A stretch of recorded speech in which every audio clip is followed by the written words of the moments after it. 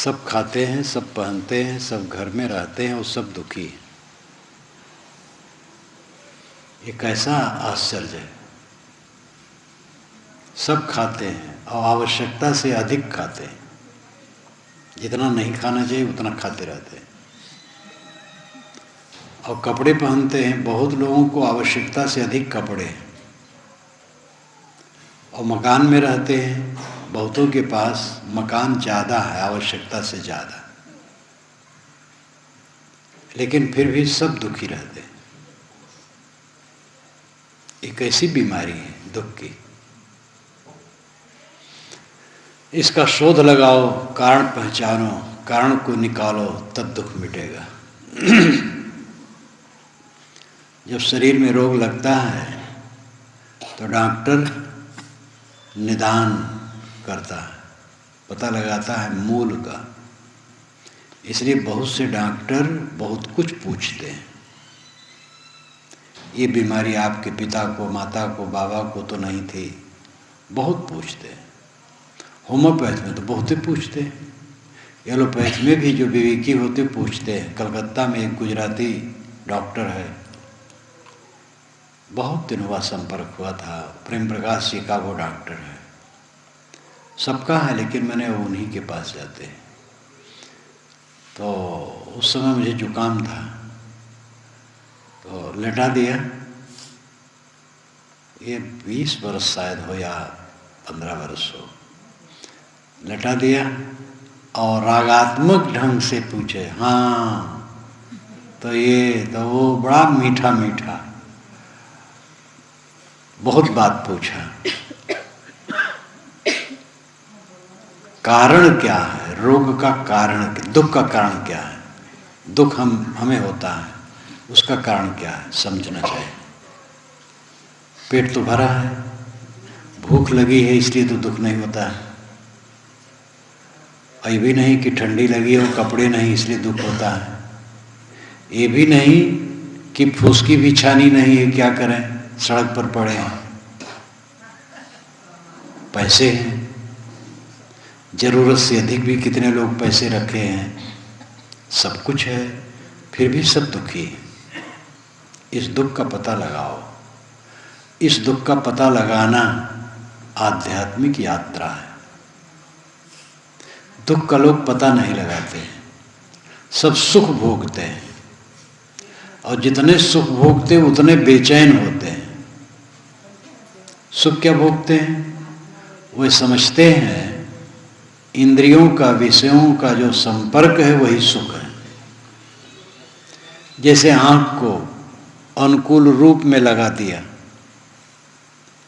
जो अपने को प्रिय रूप लगता है, नर का, नारी का, मकान का, प्रदेश का, क्षेत्र का, जंगल का, समुद्र का, नदी तट का, जहाँ जहाँ रूप अच्छा लगता है उसमें आँख को लगा दिए, ये सुख भोगना मानते हैं।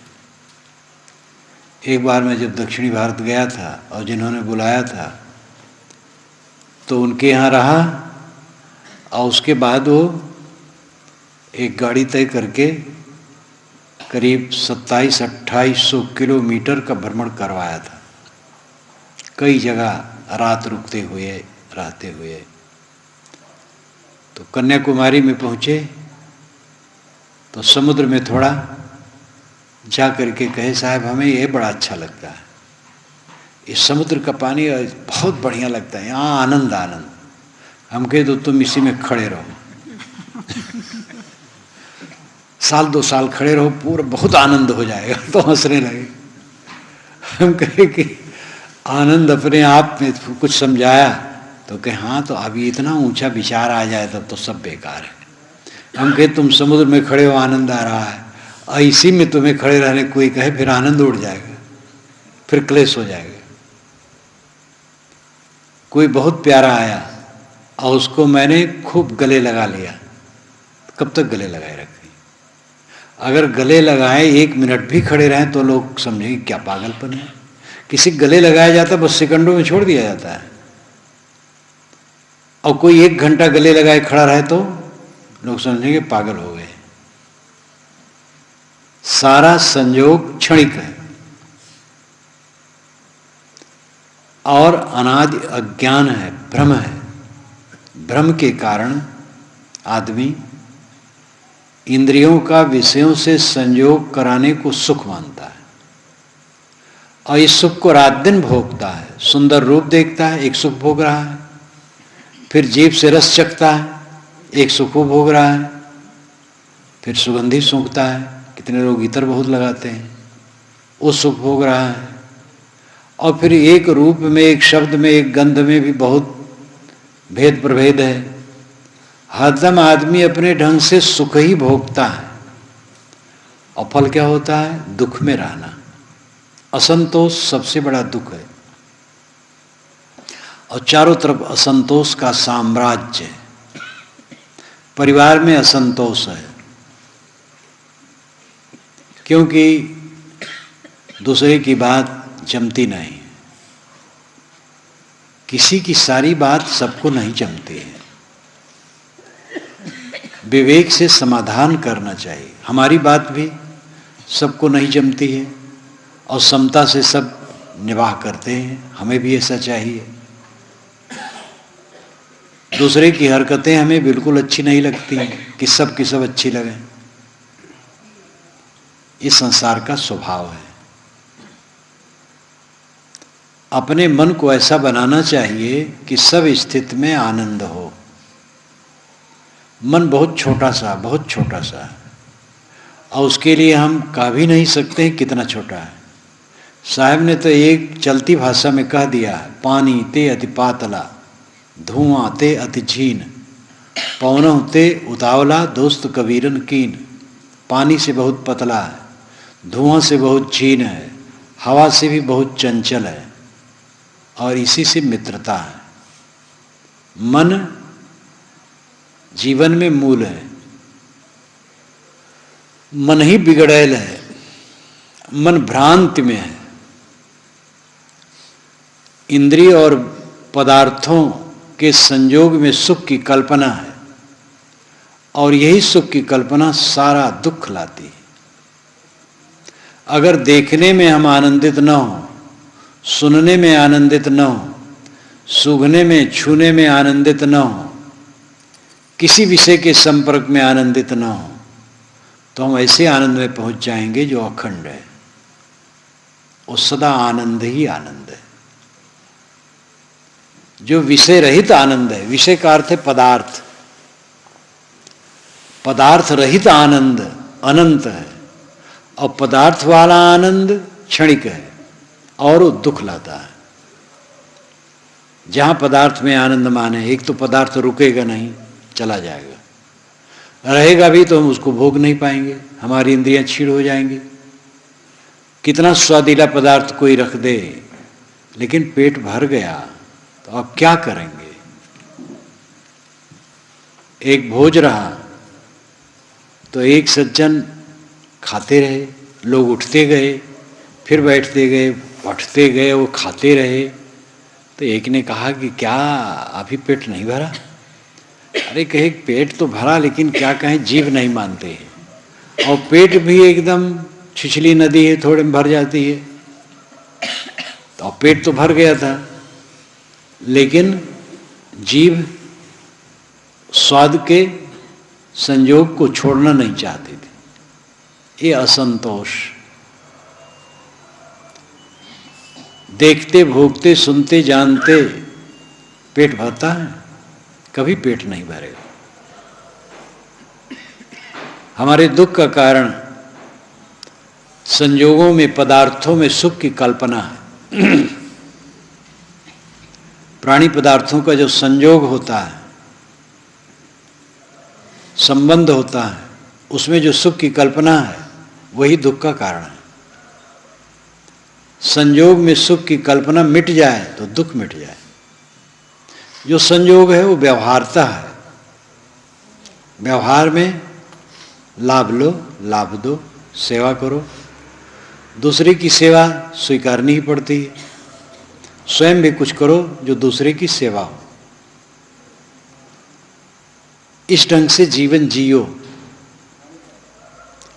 पदार्थों से, प्राणियों से, परिस्थितियों से जो कुछ प्रवाहमान जगत हमारे सामने आता है, इसमें से अपने को असंग रखो।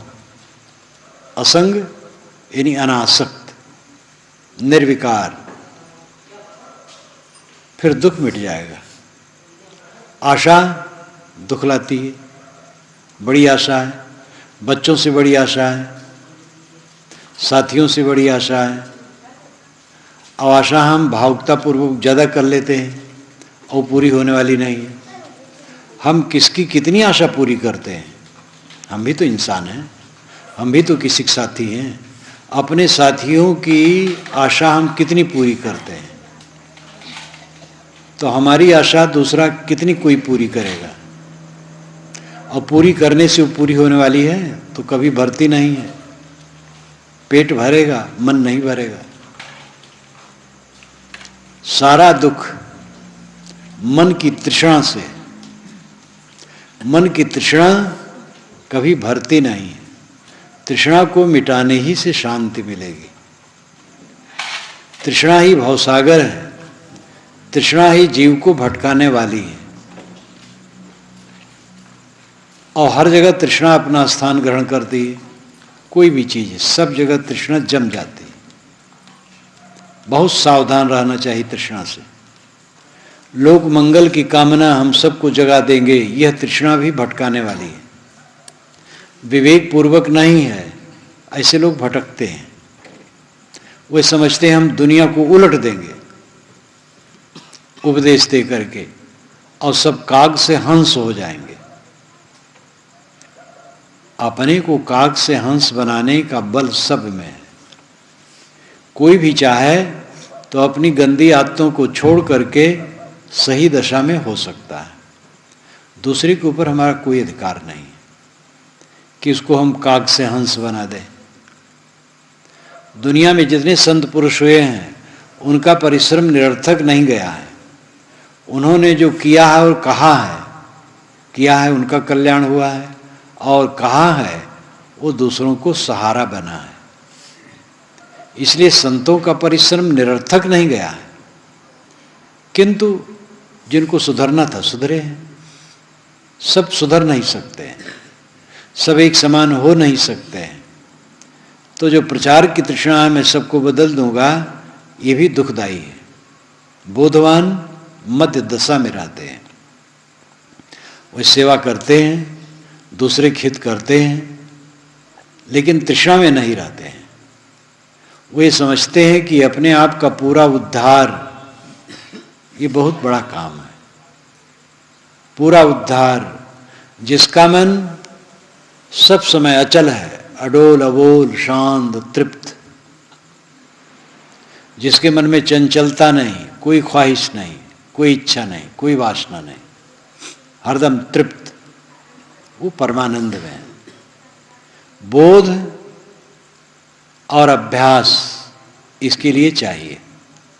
समझ हो और फिर अभ्यास हो। लालच करके क्या मिलता है? तकलीफ मिलती है। और लालच छोड़ देने से नुकसान क्या होता है? तृप्त, कुछ नुकसान नहीं। छोटी छोटी बातों को लेकर के देख लो। घर में रोजमर्रा का जो व्यवहार है उसमें देख लो। लालच करोगे तो आपको लोग हल्का समझेंगे। लालची से सब लोग चाहते हैं अपना पिंड छुटा रहे, नहीं तो कुछ मांगेगा। लालच करने से अपने अंदर में हल्कापन आता है और दूसरे की दृष्टि में भी हम गिर जाते हैं। तो लालच करने से फायदा क्या हुआ? अपना नुकसान हुआ और दूसरे के सामने हमारा आदर्श भी खराब हुआ, और हमसे बचना चाहेगा, कतराएगा, बड़ा लालची आदमी। लालच छोड़ देने से अंदर हम तृप्त हो जाते हैं और दूसरा भी हमसे निश्चिंत रहता है। निष्काम व्यक्ति से सब निश्चिंत रहते हैं, सकामी से सब डरते हैं, कुछ मांगेगा, कुछ चाहेगा।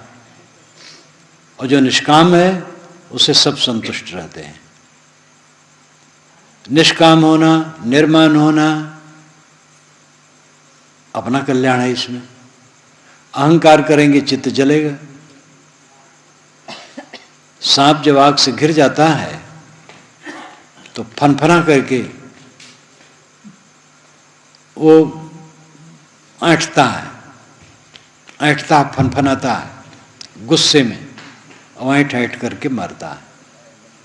अहंकारी आदमी की ही दशा होती है, ऐंठ ऐंठ करके मरता है। अहंकार से अपना नुकसान होता है। अहंकार न करने से शीतलता आती है। अध्यात्म और व्यवहार सब जगहों में विनम्रता सफलता का कारण है। विनम्र व्यापारी, विनम्र अफसर और क्लर्क और चपरासी, विनम्र किसान, विनम्र कलाकार, किसी दिशा में देखो जो विनम्र होता है सबको प्यारा होता है। अहंकारी किसी को प्यारा नहीं होता है।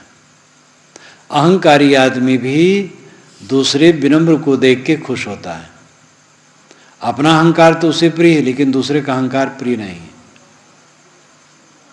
अहंकार छोड़ने से क्या नुकसान है? फायदा है। अहंकार रखने से नुकसान है। अहंकार छोड़ दें, मन शीतल हो जाए और दूसरे की दृष्टि में भी ऊंचे हो जाए। त्यागी होने में क्या नुकसान है? त्याग रखोगे, अंदर में संतोष पाओगे, दूसरे लोग भी संतुष्ट होंगे। घर में जो व्यक्ति त्यागी है, कोई कामना नहीं करता है, उससे सब संतुष्ट रहते हैं। और कोई त्यागी नहीं है, रागी है, तो उससे सब डरे रहते हैं, ये कुछ चाहेगा। इसलिए जो कल्याण का रास्ता है वो निदाग है,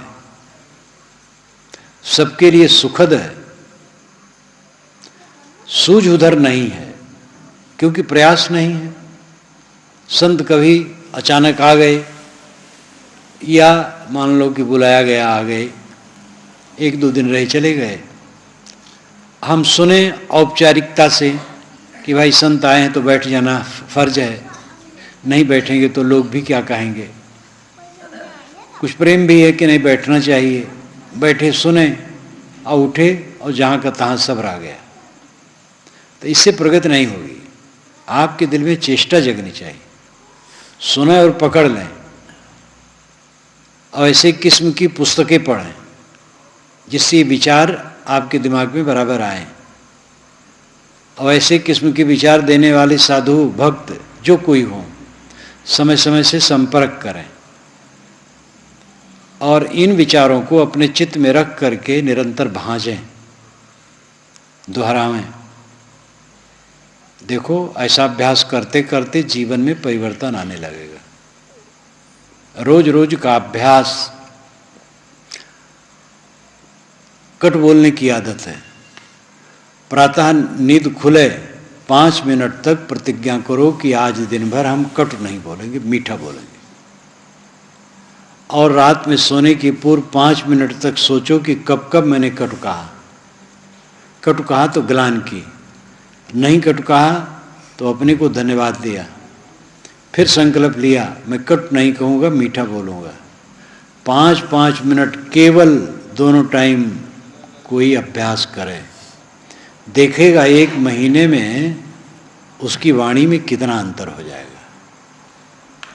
किसी दिशा में परिश्रम करने से तब उन्नति होती है, न परिश्रम करने से कोई उन्नति नहीं हो सकती है।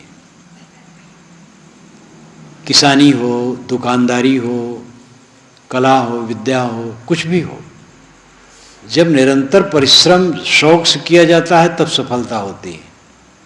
साधना में शौक नहीं है, समझ नहीं है, चेष्टा नहीं है, तो संजोग वसात कहीं ज्ञान की बात सुने और जहाँ तहाँ रह गई बात।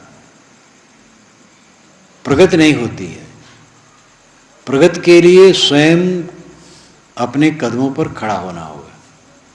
प्रवचन में आपके चित्त में ठोकर दिया जाता है कि आप उठ जाएं, खड़े हो जाएं, सावधान हो जाएं और लग जाएं। लेकिन जब चेतना ही नहीं जगती है तो फिर गुरु बेचारा क्या करे, शिष्य में आए चूक, भावे तो ऊपर मोदी बांस बजाए फूक। बांस में फूक मारा, उधर निकल गया तो ज्यों को त्यों। इसमें नुकसान अपना है, दूसरे कोई नुकसान नहीं। दुख हमारे चित्त का असंतोष है और वो हमारे पाप का फल है। ये भी कहा जाता है शरीर में जो दुख है हमारे पाप का फल है, हमारे कर्म है। रोग है तो हमारा पाप है, चाहे आज का है चाहे पहले का है। पाप है असंयम, आज हमने असंयम किया तो फल आया, आज का नहीं है तो कभी का है, उसको हम प्रारब्ध कहते हैं। लेकिन हमारे ऊपर तकलीफ आई है तो हमारा पाप है। इसी प्रकार मानसिक कष्ट हमारे पाप से होता है, दूसरे की गाली देने से नहीं होता है, हमारे पाप से होता है। हमारा अहंकार रूपी पाप है, कामना रूपी पाप है, अबोध अज्ञान बेसमझी का पाप है। सबसे बड़ा तो अहंकार कामना है, और ये पाप हम लादे हैं, इसके नाते दुखी हैं। कोई गाली दे दे तो उससे हम दुखी क्यों होंगे? गाली देने को उसका विचार था, दे दिया। विचार क्या था?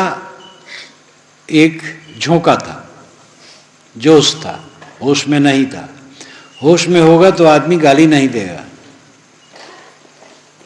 आदमी, ये भी बड़े दार्शनिकों ने भी कहा है कि आदमी गलत नहीं करना चाहता है। अगर वो समझ ले कि दूसरे को हम कटु कहते हैं, दूसरे को नुकसान करते हैं, तो उसका परिणाम हमारे ऊपर ही दुखद है, ये बात समझ ले तो गलत नहीं करेगा, दूसरे को तकलीफ नहीं देगा। समझ नहीं पाता है, इसलिए वो गलत करता और परिणाम भोगता है।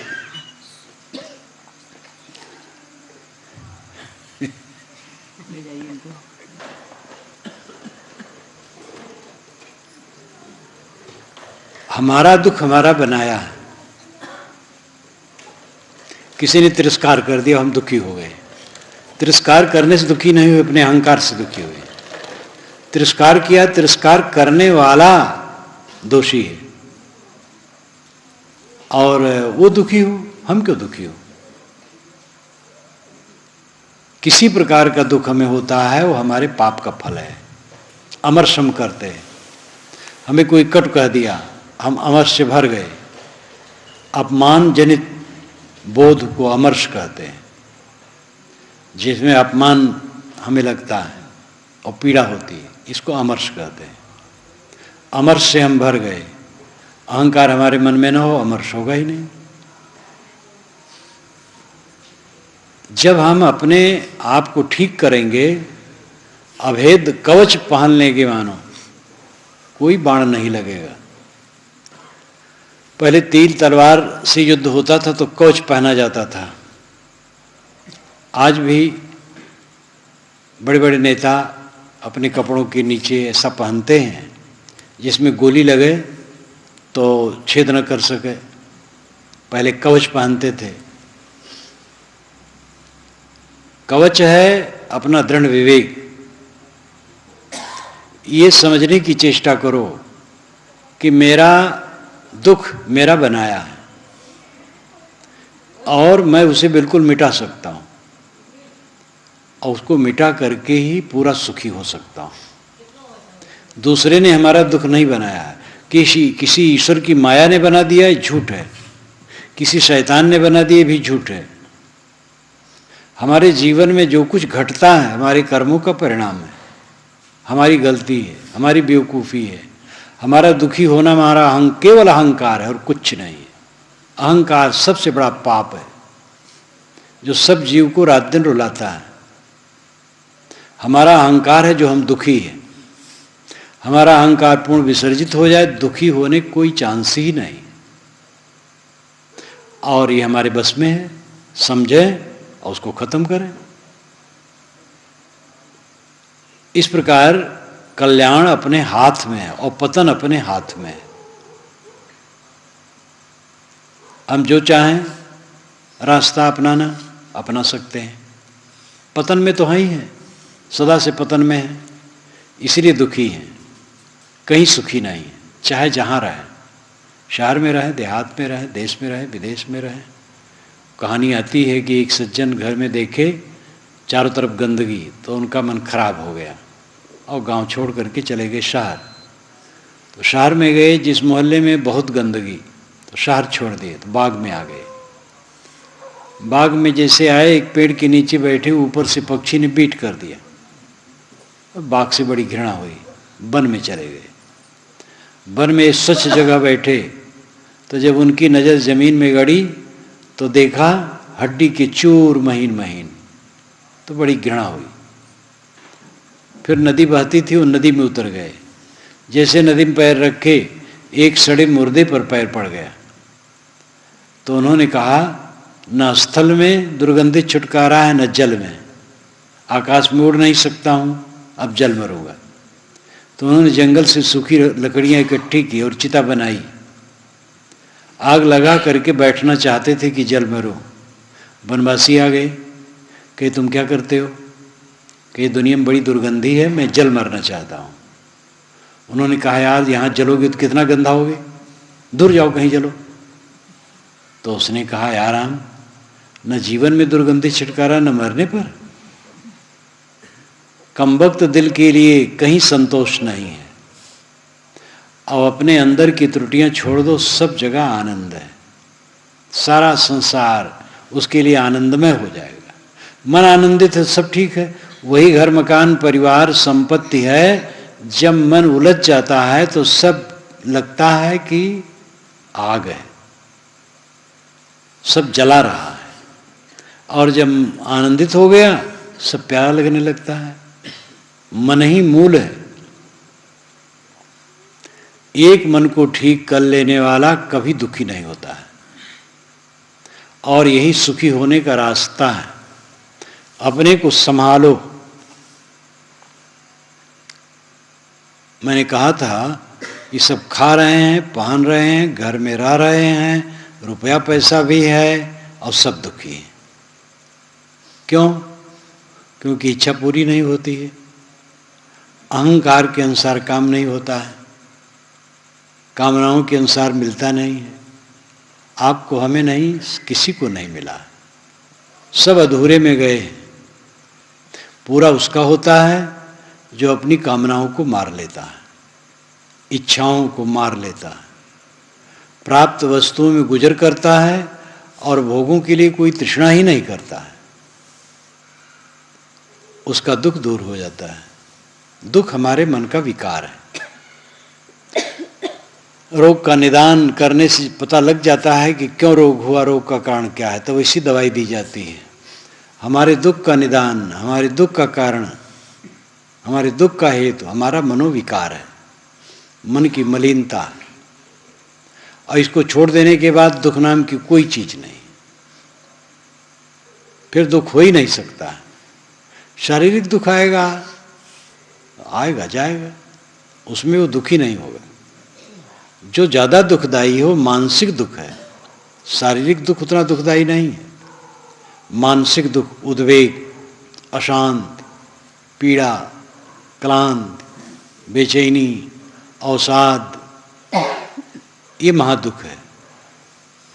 दुख हमारा बनाया है, और हम खाते पीते सारी संपन्नता के बीच में रहते दुखी रहते हैं। और ये संपन्नता बढ़ जाए तो दुख दूर हो जाएगा। भ्रम छोड़ देना चाहिए, आध्यात्मिक पथ में चलना चाहिए, जिसमें कि बहुत कम लोग चलते हैं।